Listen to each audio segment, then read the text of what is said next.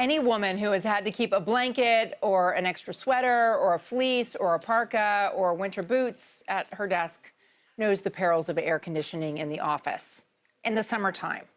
But could the air conditioning in your office actually be sexist? Maybe there's a scientific reason behind the freezing air in your workplace. The medical journal Nature Climate Change says most office buildings set temperatures based on a formula from the 1960s that used the metabolic rates of men who were the primary workers in that generation. Pam Bellick is a health and science writer for the New York Times and wrote about the science behind the Arctic office. It drives me bonkers. It can be 100 degrees outside and we come inside and we're shivering. And you are not alone. It is amazing how many women have been tweeting about this, posting about it.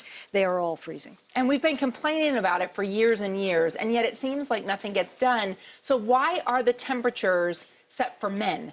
So this formula was devised by a man in the 1960s, and it has all of these different permutations and factors and things like that, airspeed, wind speed, all of that stuff. But it also includes the metabolic rate, which is how much heat we produce.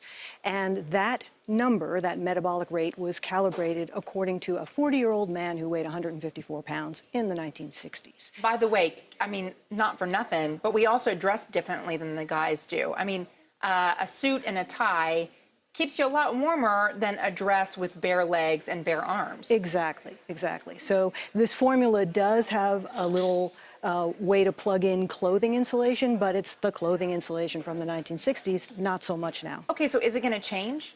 Well, the authors of this study have proposed a different way to calibrate the formula. They want to use real metabolic rates instead of this, disembodied 40-year-old man number, and they want to add other types of things like your body tissue insulation.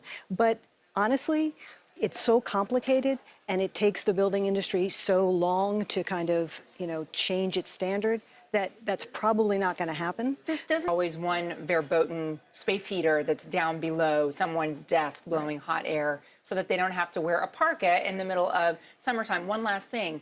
When we're talking about the air conditioning and it being set probably too low for comfort for most women, and occasionally you hear the guys complaining about it too, what's that doing to the environment? Because we don't need to cool all this air to such a low degree. Right. The reason why this study was in this journal, Nature Climate Change, is they're saying, look, there's this, fairness issue, we shouldn't have gender bias, but we're also wasting a whole lot of energy. It's very expensive to air condition buildings. And so if we're making buildings way too cool for half the workforce, we are wasting a lot of energy. We are contributing to worsening climate change. Pam, it's great to talk to you. Thank you so much for coming in and telling us a little bit about sexist air conditioning. I've never covered that topic before. Happy to do it.